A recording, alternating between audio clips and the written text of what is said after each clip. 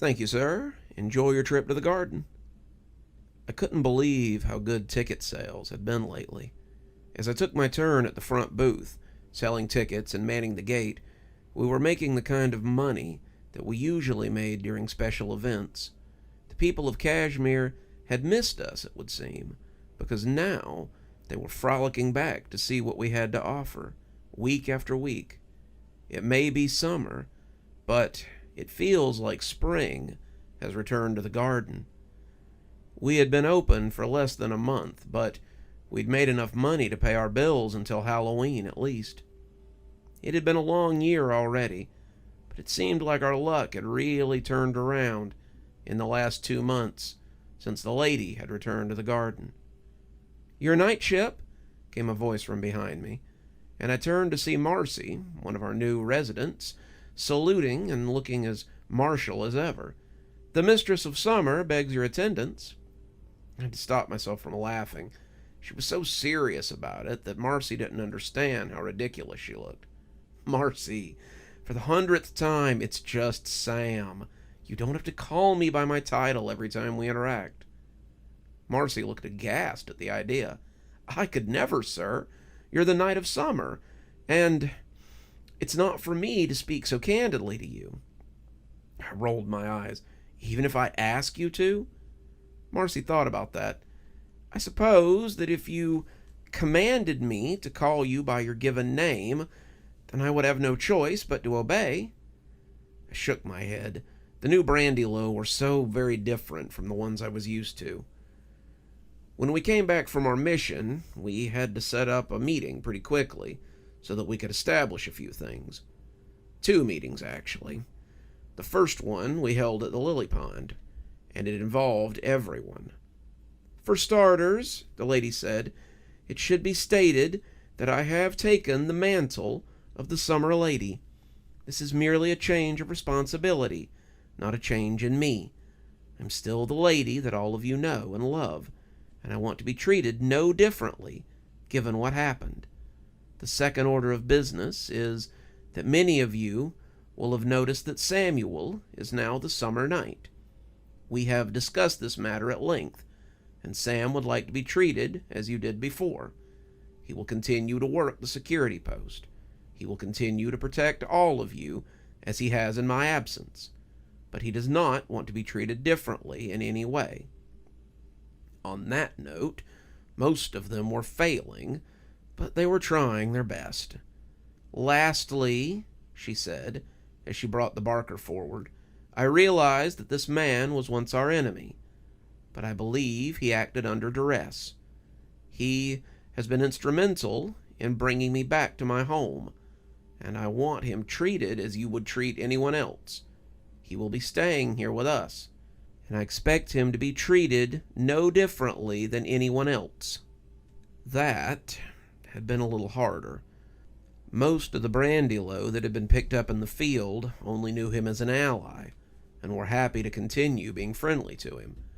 But the other Brandylow, the ones who had stayed in the park, only knew him as a conspirator and a collaborator with the Green Man. They were not so quick to trust him, and I had noticed many of them giving him a wide berth and a cold shoulder.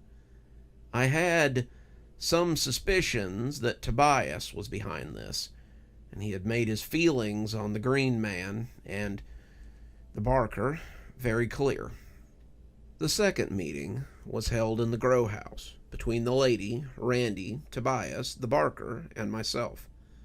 The leaders of the other Brandylow militia groups had been invited, but had declined. They told us that Randy could represent them, and it seemed he might have more than a security force at his disposal now. "Okay," the lady said, smiling as she looked over the 4 of us. "What has happened in my absence?" Tobias cleared his throat. "I think we need to address the elephant in the room," he said, turning to the Barker. "What is he still doing here?" The Barker didn't seem offended by this, but the lady looked at him with clear warning. "The Barker is here because his old allies would kill him if they found him. He helped me return to the park, and he has atoned for his involvement in the New Year's incident.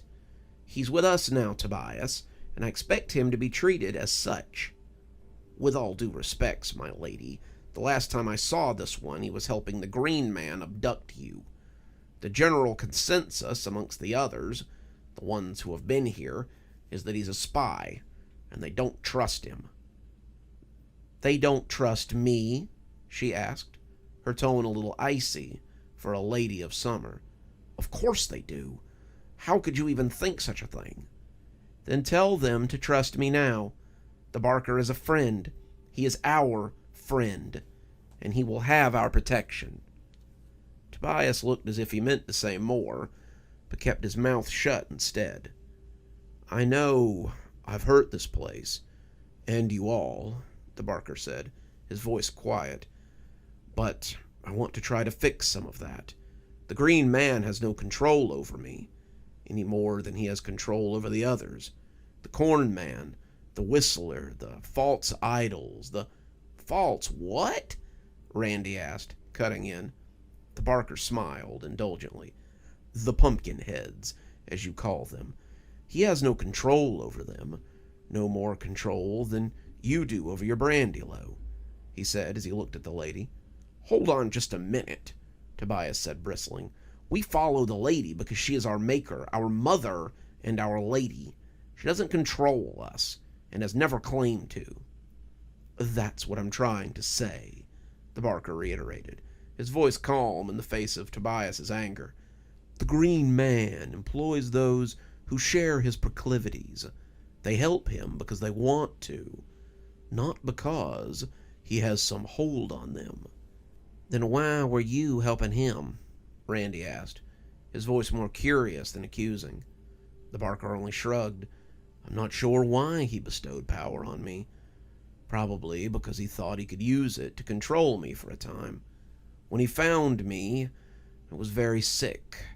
I wouldn't have lived if he hadn't helped me. For a time, it was enough to keep me under his thumb. When I broke and went to do my own thing, he let me be, for a time. Then he began to hunt me, and I began to run. I liked helping people. I liked helping them help themselves, and my haunted houses could pop up and down with relative ease. I ran, and I ran, but I was a little flashy for my own good, I suppose. He found me, and I agreed to help him so others wouldn't suffer.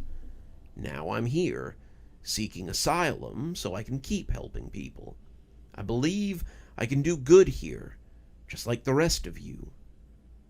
No one argued that, but Tobias's sour look told me he was going to be a problem later on. "That is not why I called this meeting," the lady said. "I want to know what has happened while I was away, and whether we can open the park again." "Most assuredly on the latter," Tobias said. "August and Hemlock have been making beverages that have been very popular in the town." "Legal beverages, I hope," I said, remembering their growing operation I had shut down not long ago. "Of course," Tobias said. "They've been growing coffee beans and tea, which they've been marketing as organic and cleansing, and people are eating it up, though not literally," he added. "Excellent," the lady said. "Have they gotten with Magus yet so they can use this," she stumbled over the right words, "spider web to sell them outlines?" "Internet," I corrected, "and online, my lady." "I believe so," Tobias said. "They've been boxing it and shipping it for a couple of weeks now." "I understand that Trina and Marie are opening a refreshment stand with homemade beverages as well, and letting August and Hemlock sell their teas and coffees there too," the lady asked. "Even better," Tobias answered. "Wendell has been working on a meatless line of food, and we've decided he should open his own stand next to theirs. Soon we'll have food and drinks on the premise that we don't have to order out for, so that'll cut our grocery bill. Tina and Marie are also working on some alcoholic beverages, but that's just for us," Tobias added hastily. I nodded. "Good enough." "What we really need," Tobias said with some hesitation, our exhibits. We are not up to your standards in that department, my lady, and we need something to bring the people in, if they're ever going to experience any of our culinary wonders." She had smiled and spread out a map of the park. "Leave that to me." In that, she had not disappointed. She had liked the idea of a working farm, and had integrated half of the garden into a functional bit of farmland. The guests were flummoxed as to how the park seemed to double in size, maybe even triple, once you got through the gate. But that was our little secret. The real head-scratcher was the layout. There was corn, hay, pumpkins, pole beans, squash, and all manner of other fall growth growing right beside watermelons, peppers, tomatoes, and some of the juiciest melons imaginable. We had a few botanists in from the college who said it was a botanical wonder, and were pretty unimpressed when we refused to share our secrets. The other half of the garden was no less interesting. The lady had risen a small replica of the native Appalachian forest, and there was flora as well as fauna. I don't know how she managed to coax the deer into the garden, but there were also beavers building a dam on one of the nearby rivers, a family of bears, coyotes that I was pretty sure I saw some guests feeding a couple of days ago, and even a couple of wolves. All of it was clearly labeled, and all of it was well maintained. It was a little weird to go from Old MacDonald's farm to a German fairy tale with just a few steps, but the tourists were eating it up. Most of them didn't have the patience or the fortitude to brave the Appalachian wilderness, and this was the closest that any of them were going to get to nature outside of a state park. They were willing to pay the $10 a head to explore it, too. I was crossing through it to get to the lily pond, and I waved at August, and he waved at me back from the window of his rather large snack bar. The lily pond had remained unchanged, and the division between the biomes were most apparent here. The stones surrounding the pool marked the boundaries pretty clearly, and this was where I found the lady. She was standing in the water, the barker not far away, as they spoke about plans for the park. She was still making changes, making improvements, and it seemed that the barker was able to add some of his own power so that they could change the plants, the vegetables, and the landscape in strange and wondrous ways. "There you are," she said, smiling, as I stepped into the pool with them. "We have work to do, Knight. I need all the help I can get to make it just right." She was holding a seedling, one I had never seen before, and as she set it to float on the lily pond, the three of us joined hands. I couldn't wait to see what she came up with this time. As our powers flowed to her and then down to the little tree that floated placidly between us, I could already tell it was back to business as usual for those who lived within the garden. Good evening, everyone. It's me, Dr. Plague. Thank you so much for joining us for tonight's show. If you think you might like a little more spooky in your life, then please feel free to click on one of the videos we have up here. Maybe look at one of the playlists if you're trying to get caught up. I know, there's so many videos on the channel. There's so many series that are going at the same time. Sometimes you just need a little refresher course, and I gotta say, I always enjoy the views. If you're not subscribed, feel free to hit that subscribe button. Maybe hit the bell so you don't miss anything. We upload a lot on this channel, so you won't want to miss a single story as they come out. If you'd like to support the channel, you can click on the Amazon link down there. There's quite a few books in my Amazon account. You can have a look, and if you'd like a signed copy, get up with me through email, and I'll be happy to work something out with you. Also, there's links to my Patreon, and you can become a member on the channel if you'd like your spooky a little bit early. Patrons and members on the $5 tier get their videos 12 hours early. That's in the morning as opposed to in the evening. Patrons at the $10 level also get a signed copy of my book anytime I write one. Speaking of my patrons, you should see them appearing right now. Just wanted to take a minute to say how much I appreciate all of you. Patrons, subscribers, however you give to the channel. I really appreciate everything you do, and it truly touches me that you have chosen to support the channel in this way. Well, that's enough for now. Till next time, Dr. Plague, signing off. Have a wonderful evening.